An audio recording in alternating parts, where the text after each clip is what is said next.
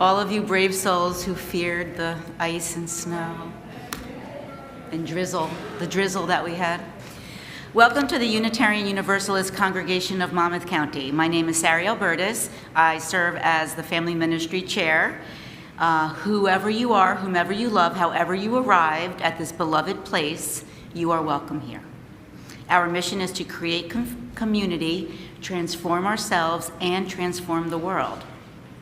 I draw your attention to the back side of the order of service for announcements and service information for next week. For those on the live stream and for video viewers, the order of service link is available to you in the YouTube service description box. After service, refreshments will be served in the community room, and people of all ages are welcome to visit with one another. If you are new to us, please do check out our website, uucmc.org, where you can sign up to get all the latest news of the congregation by email. We look forward to getting to know you better. Please put your devices on silent as we enter into worship together. Welcome again to this place of love and hope.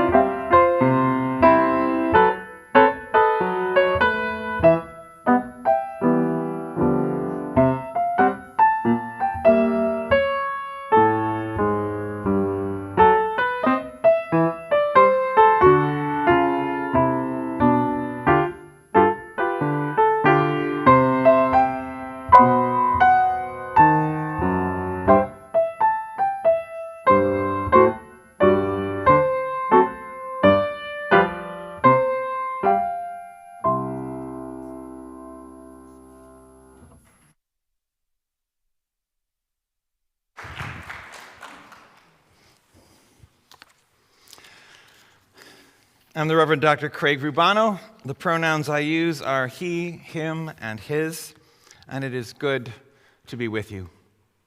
Continuing more deeply into a month in which our theme is inclusion, this morning we'll borrow a bit from honeybees, who are so inclusive that scientists now say there is really no such thing as a single honeybee.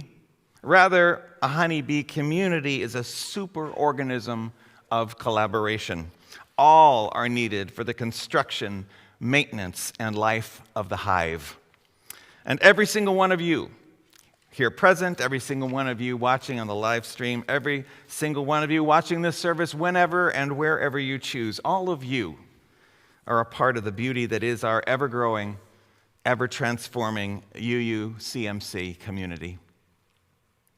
Our call to worship, with worship understood in its original meaning of a shaping concern for all that is of worth, comes to us, as it did last week, from the Reverend Tess Baumberger, minister of the First Universalist Church of Essex, Massachusetts. Reverend Baumberger uses she, her pronouns. I invite you to join with me after each stanza repeating its first line. You'll get it in a minute. This place would be less beautiful without you. Muslim, Christian, Buddhist, Jew, Hindu, humanist, and earth-centered too. This place would be less beautiful without you. This place would be less beautiful without you, your heart honed by hardship, grief, illness, seeking solace and comfort here among us. This place would be less beautiful without you.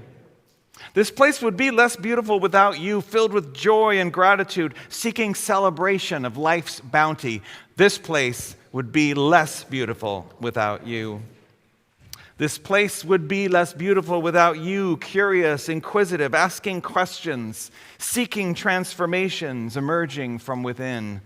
This place would be less beautiful without you. This place would be less beautiful without you, striving to resist a world that tells us we are so much less than we truly can be. This place would be less beautiful without you. This place would be less beautiful without each of us, born here this morning to seek heaven's fire in each other's souls, our own flames rising to meet. This place would be less beautiful without each of us. Good job. Each time we give our Getting to Know You UCMC course, I am struck again with the poignancy of our chalice lighting ritual's origins. During World War II, needing a symbol to stamp on papers, enabling people to cross borders fleeing Nazi persecution, the Unitarian Service Committee commissioned artist Hans Deutsch to create such a symbol, and Deutsch joined two symbols of old together, the eternal flame and the chalice cup, each week to remind ourselves that it is we who make this space holy. We light a flame in the chalice. And I invite Jenny Wood to light our chalice this morning. These chalice lighting words are by the Reverend Tara Humphreys, who uses they, them pronouns, and is developmental minister at Allen Avenue Unitarian Universalist Church in Portland, Maine. Whether you were born into this faith, found it, or it found you, whether you believe in God, are open to mystery, or still have no idea, whether you are holding anxiety, grief, confusion, anger, hope, restlessness, or deep peace, this chalice is lit for you. Thank you, Jenny.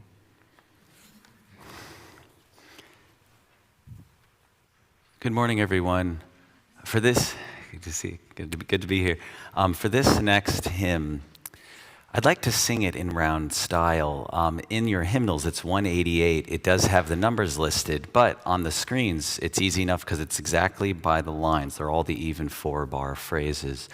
What I like to do is, rather than geographically divide the room, because then you don't really get a sense of the beautiful tapestry of imitated polyphony and voices.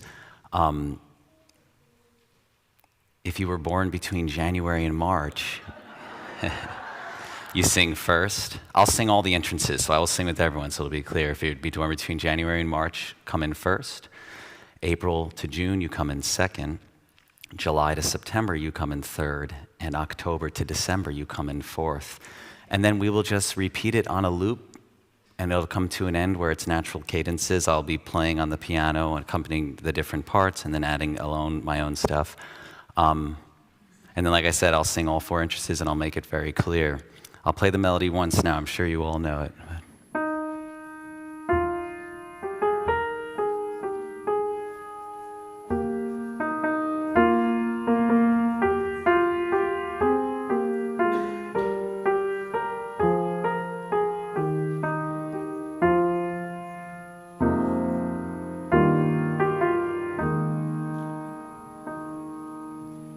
First up, January to March. Come, come, whoever you are. Next. Come, come, whoever you are. 3. Come, come, whoever you are. And last. Come, come, whoever you are.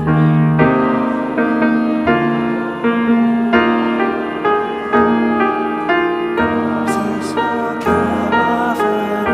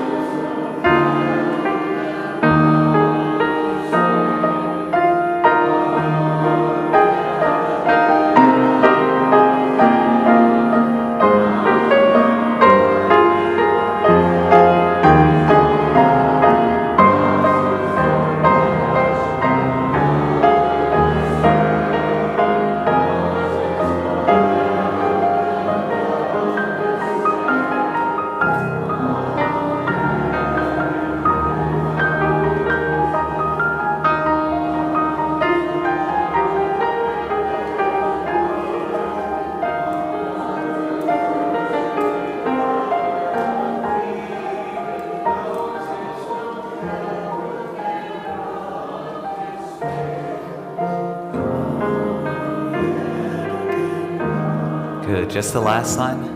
Come yet again, come. Come yet again, come. Come yet again, come. Come yet again, come. Come yet again, come.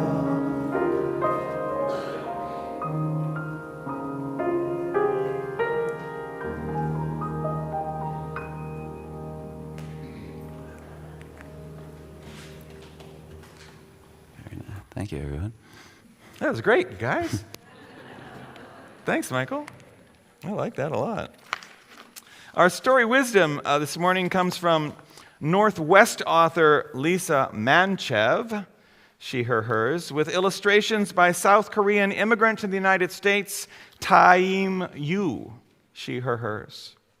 You may have read this book as it has been translated into 14 languages to the tune of 250,000 copies in print, and it is titled Strictly No Elephants.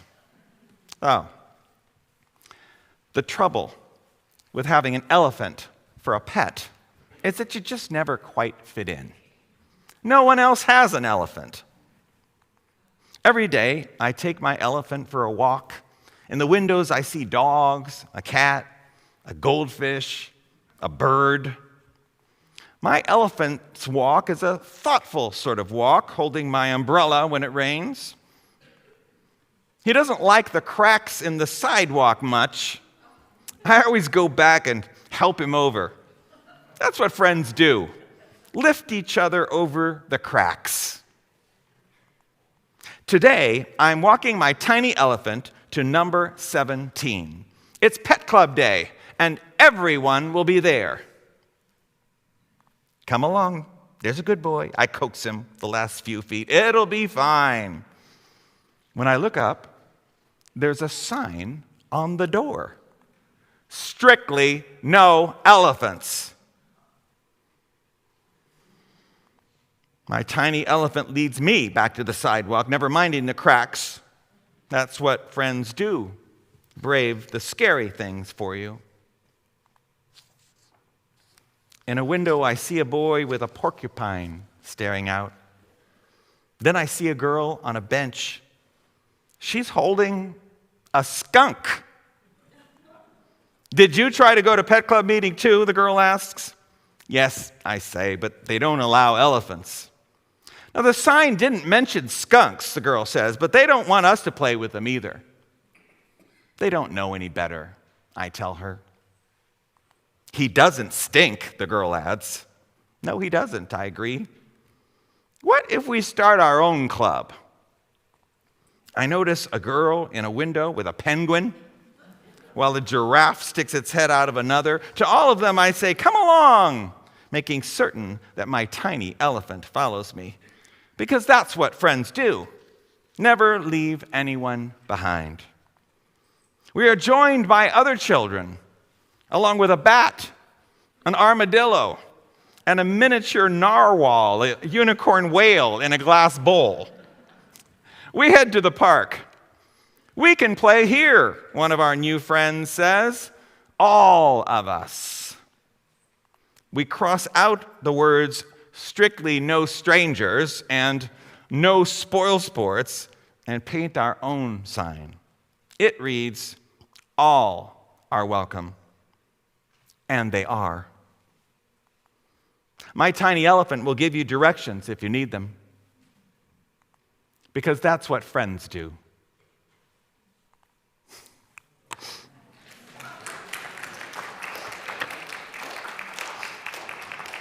Now let us bless our children and youth as they go to their small group ministries. Youth, you meet this week in the community room. Do not go to Edgewood House.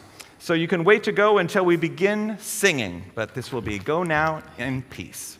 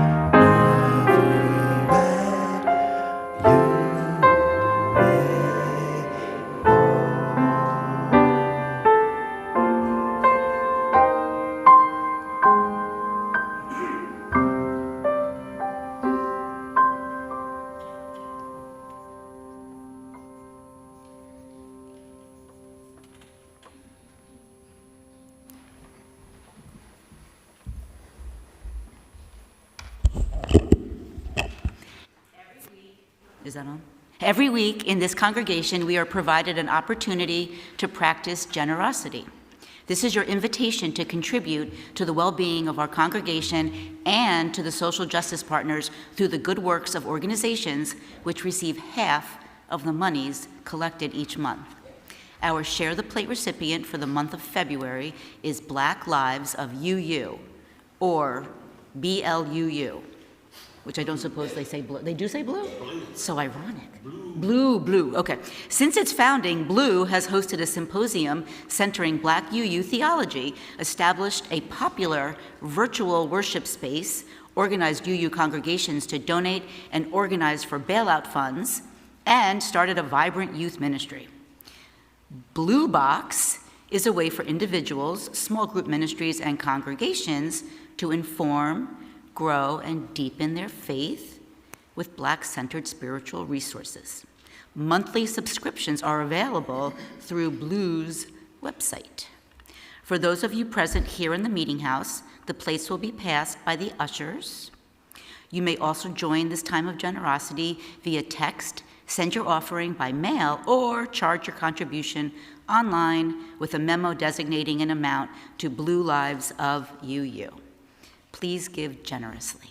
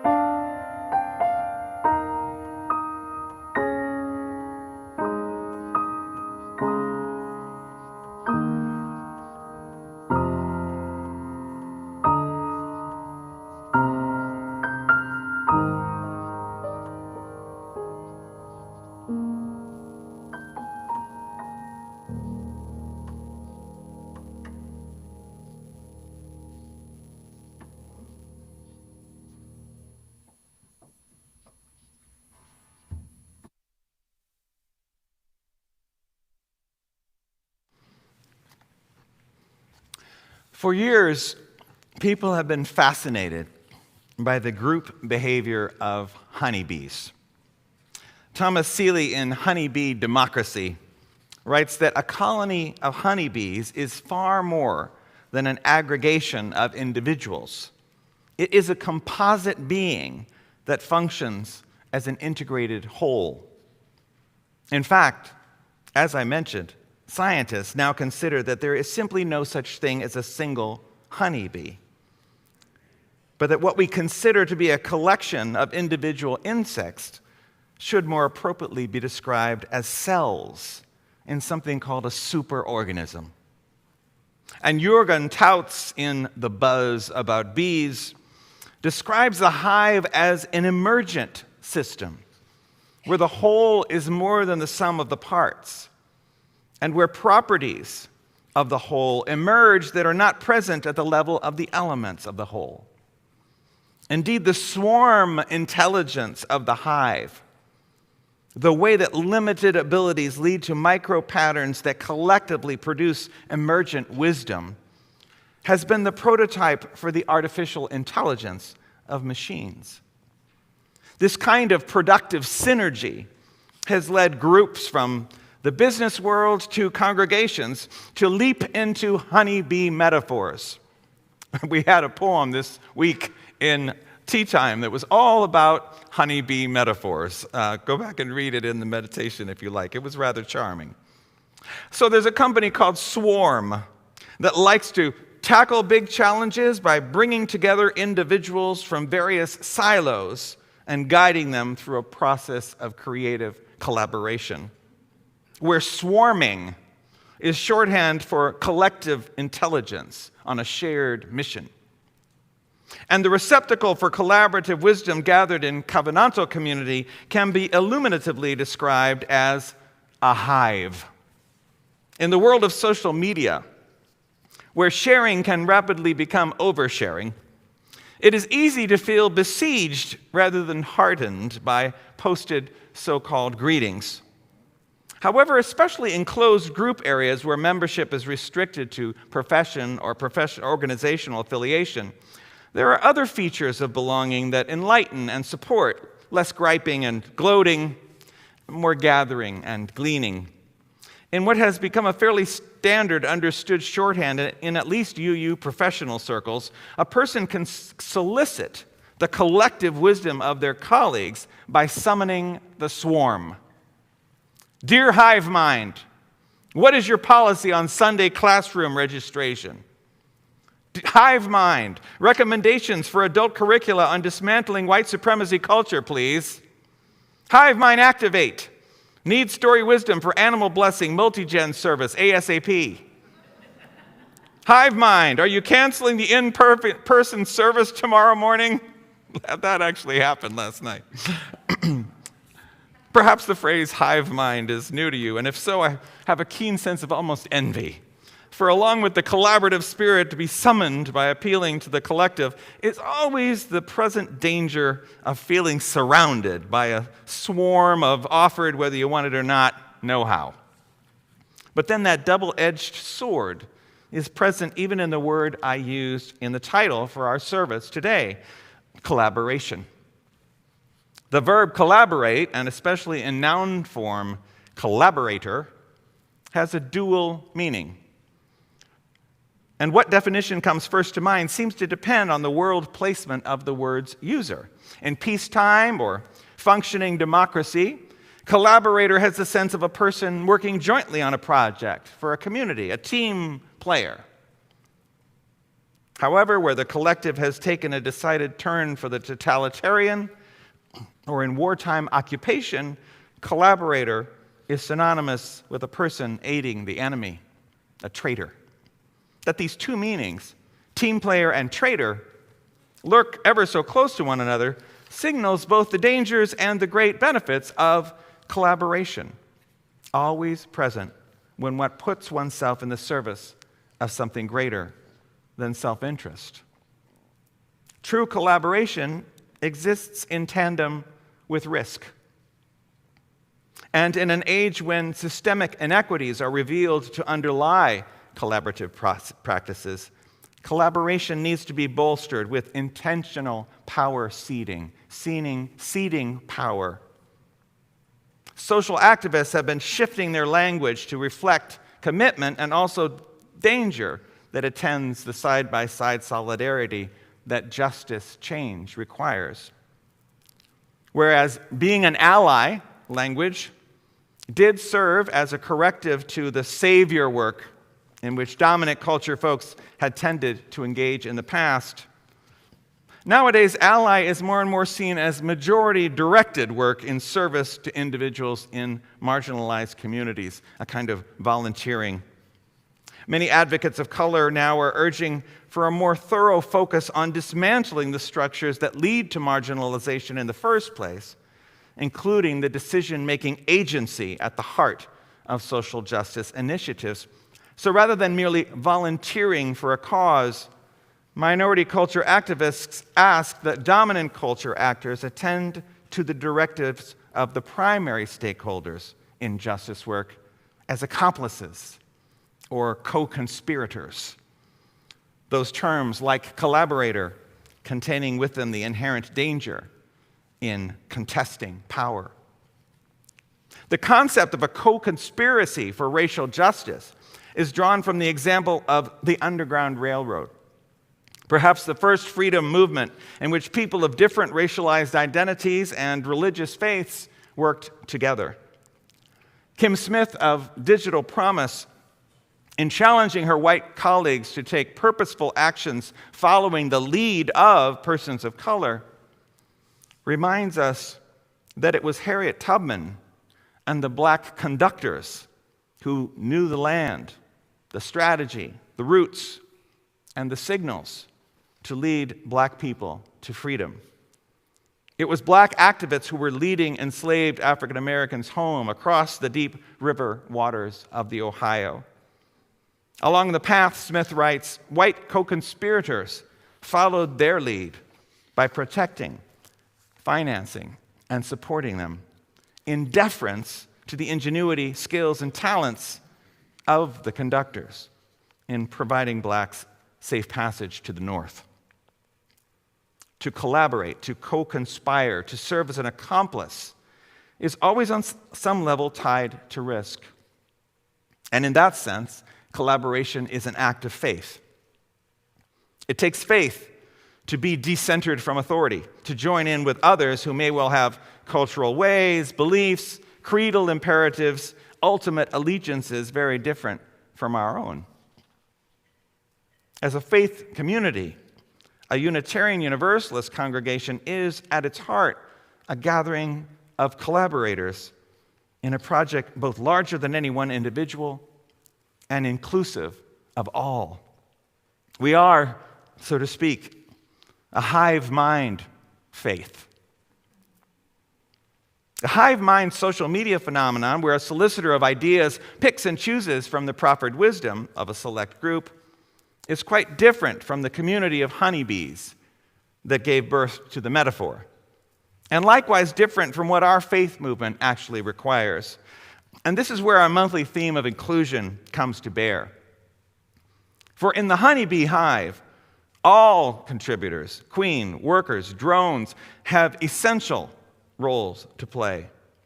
Nectar collecting, comb building, wax maintenance, temperature controlling, queen feeding, with the macro behavior of the hive, the emergent result of many small steps from the bottom upward, a collective intelligence. Rather than a hive of options for the bees, there exists an ecosystem of necessity. Similarly, Unitarian Universalism cannot pick and choose from the traditions and commitments of the individuals that comprise it, but must, like the bees, employ all comers. Our faith is not a pick and choose from options, but an inclusive immersion in the collective, in the sum of everything that brings each of us into our communities, into our worship, into our social activities, into our justice work.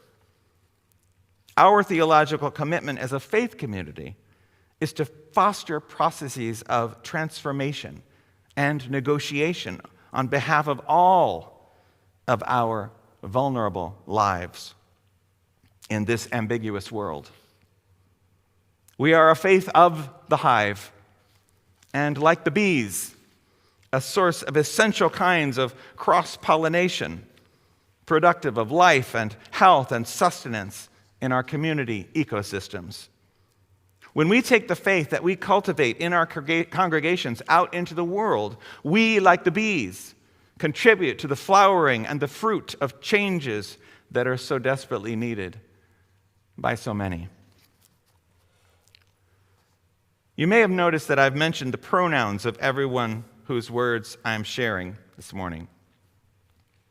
I'm taking a cue from the editorial board of the New York Times this morning, which characterizes the new administration's campaign against transgender and non-binary citizens as shameful and as one of the most deplorable episodes in U.S. history of the government wielding the power of the state against a minority group. And given our history, that's saying something. I want to say, loud and clear from this pulpit, you who are transgender, non-binary, or any part of the LGBTQ plus rainbow of sexualities and genders, just as there are more than two colors in a rainbow, at least there still were the last time I checked the headlines, so too are there more than two gender identities. There is more than one sexual or affectional orientation. There are innumerable ways to be proudly a member of this human race. Yes, despite the blather of a fearful mob, you exist. You are beautiful. You are loved. And UUCMC is a home for you, a place where you are celebrated in your uniqueness and you are included in the ever-growing circle of concern that forms this congregational body. Yes, included, inclusion, our theme for the month of February. Yes, that inclusion, the one along with diversity and equity that are being scrubbed from websites and documents across the land for fear of sanction. Sanctioned for attempting to build the beloved community in a country whose history is filled with actions of terror against those who are different from the Euro-American soon-to-be minority portion of the population. Surely the way forward isn't to cease teaching the truth, even if the truth makes some in power uncomfortable. Celebrating our diversity is a key part of being inclusive, for it takes all of us to be a we worth celebrating. Dear UUCMC Hive Mind, let us engage in collaborative practices of care and teaching and learning. Let us co-conspire with others in the service of love and justice. Let us be accomplices in centering the vital work of activist groups of the marginalized in our communities. When we allow ourselves to collaborate, we free ourselves from the silos of our already proven expertise and open ourselves to discover new energy and creativity to build new ways forward together. It takes all the bees to run the hive. May it be so.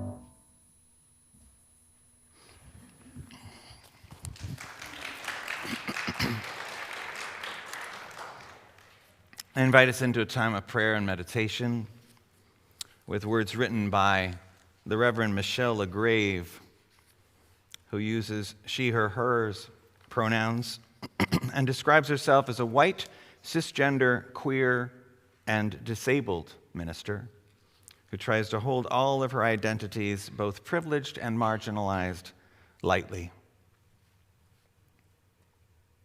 Breathe in, slowly now. Breathe out. Breathe in, gently now. Breathe out. Listen to your breath. Listen for another's breath. Whether you are here in the sanctuary, at home with a family member or a cat, or at the local coffee shop, listen. Now place your hand on your chest, or do so for another if they need and want your help. Again, slowly now, breathe in and breathe out. Some of us hear with our ears the sounds we make, the sounds others make. Some of us hear with our eyes, watch lips and hands and arms and body movements. Some of us hear with our bodies, feel vibrations in the air and on our skins. Slowly now, breathe in, breathe out. Listen in the many ways you know how. As we breathe together, some of us on our own, some of us with help, so too do we live together. Gently now, breathe in, breathe out. Breathe out, breathe in.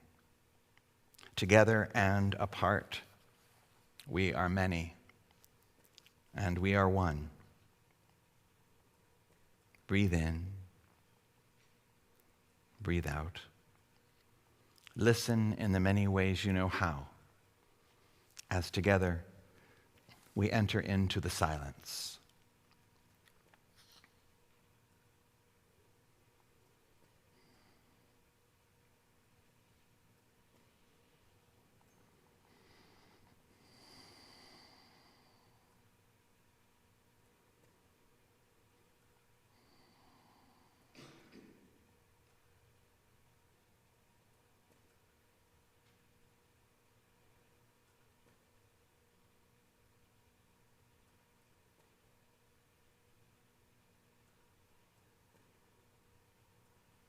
Amen. We will now sing Our World is One World, number 134. If you would like and are willing and able, you may stand.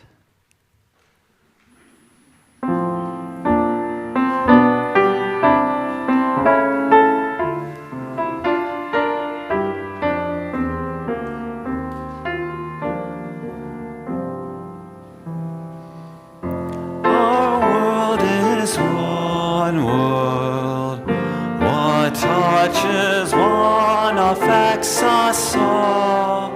The seas that wash around about the clouds that cover mountains, the rains that fall. Our world is one.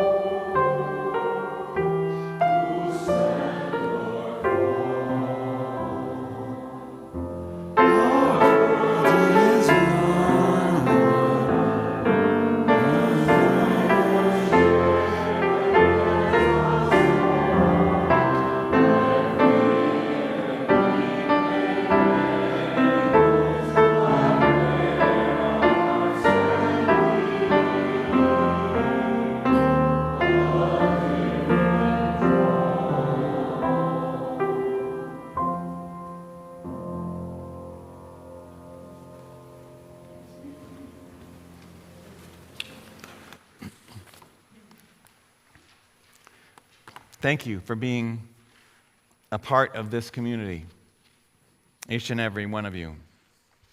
We need one another. We provide one another with a space where we can be uniquely and beautifully ourselves. For our closing words of benediction, I've chosen words by the Reverend Jan Richardson, she, her, hers. Jan is an artist, writer, and ordained minister in the United Methodist Church. May her words be a template for our community. She entitles it A Blessing Called Sanctuary. You hardly knew how hungry you were to be gathered in, to receive the welcome that invited you to enter entirely. Nothing of you found foreign or strange, nothing of your life that you were asked to leave behind or to carry in silence or in shame. Tentative steps became settling in, leaning into the blessing that enfolded you, taking your place in the circle that stunned you with its unimagined grace. You began to breathe again, to move without fear, to speak with abandon the words you carried in your bones that echoed in your being. You learned to sing. But the deal with this blessing is that it will not leave you alone, will not let you linger in safety, in stasis. The time will come when this blessing will ask you to leave, not because it has tired of you, but because it desires for you to become the sanctuary that you have found, to speak your word into the world, to tell what you have heard with your own ears, seen with your own eyes, known in your own heart that you are beloved, a precious child of God, beautiful to behold. And you are welcome and more than welcome here. Let us go in peace to bless the world.